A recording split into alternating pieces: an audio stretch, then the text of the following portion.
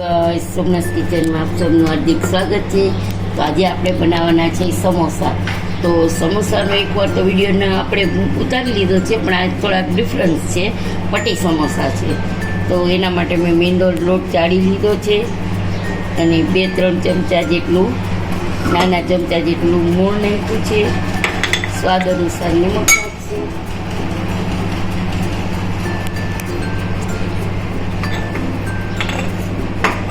હવે આપણે એને લોટ બાંધી લઈશું. તો લોટ આપણે એવો બાંધવાનો છે કે આ મોણ છે ને થોડુંક વધારે પડતું નાખ્યું છે, મુઠ્ઠી વડે એવું. એટલે આપણે સમોસાનું પડ છે ને એકદમ ક્રિસ્પી થશે. જો મોણ ઓછું થશે ને તો સમોસાનું પડ બરાબર નહીં થાય તમારે. તો જો આવી રીતે આપણું આ મુઠ્ઠી વળે છે અને આવી રીતે ભાંગી જાય છે એવું મોણ આપણે સમોસામાં જોશે. અને આ બાંધવાનો છે સેજ ટાઈટ, ઢીલો નહીં બહુ. તો જુઓ મેં અહીંથી 3 મોટી સાઈઝના બટેટા બોઇલ કરી લીધા છે.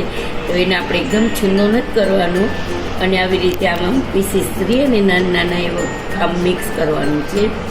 તો અહીંયા આપણે નાખશું સ્વાદ અનુસાર 1 નાની ચમચી મરચું પાવડર, ચાટ મસાલો, ધાણા જીરું, ગરમ મસાલો અને નાખશું સ્વાદ અનુસાર નિમક.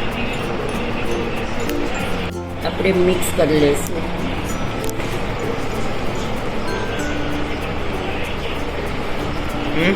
હળવા હાથે જેને મિક્સ કરવાનું છે. નાના નાના પીસ આવશે ને સમોસામાં તો સરસ લાગશે.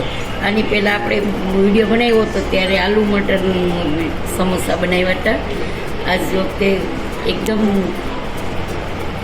પટ્ટી સમોસા છે, એટલે ખાલી બટેટાના જ બનાવે છે. ગાઈઝ આપણે છે ને આવી રીતે વણી લેવાનું છે સરસ મોટું.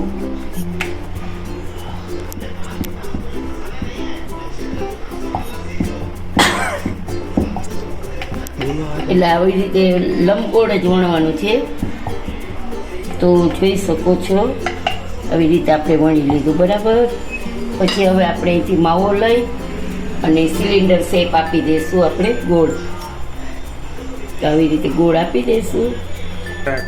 તો જો આવી રીતે આપણે અહીંયા સિલિન્ડર શેપ આપી માવાનો અને આવી રીતે આપણે પેક કરી દઈશું અહીંયા બરાબર. આવી રીતે પ્રેસ કરી દઈશું અને પછી અહીંયા આપણે કાપા પાડવાના છે. 8 પાડો કે 10 પાડો બેકી રકમમાં પાડવાના છે.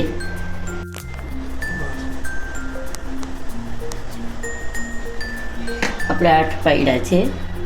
તો હવે આપણે છે ને આવી રીતે આમ લઈ લઈશું.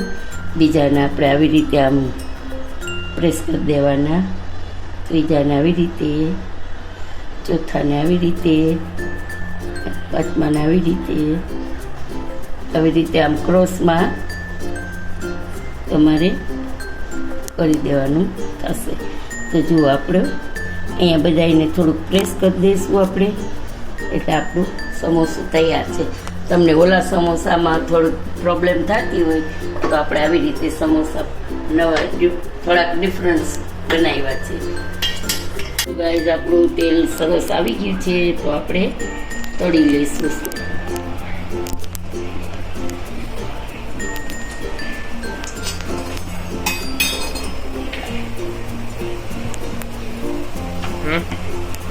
હા બસ આવી રીતે આપણે ધીમા તાપે તળી લઈશું. તેલ બહુ આવી ગયું છે એટલે મેં ગેસની ફ્લેમ સ્લો કરી નાખી છે.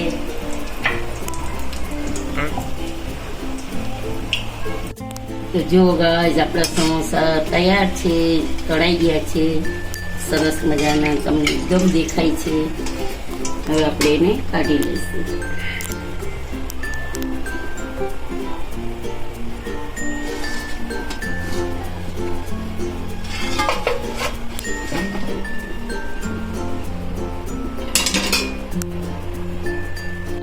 આજનો વિડીયો જો તૈયાર છે સમોસાનો, થોડોક ડિફરન્સ છે.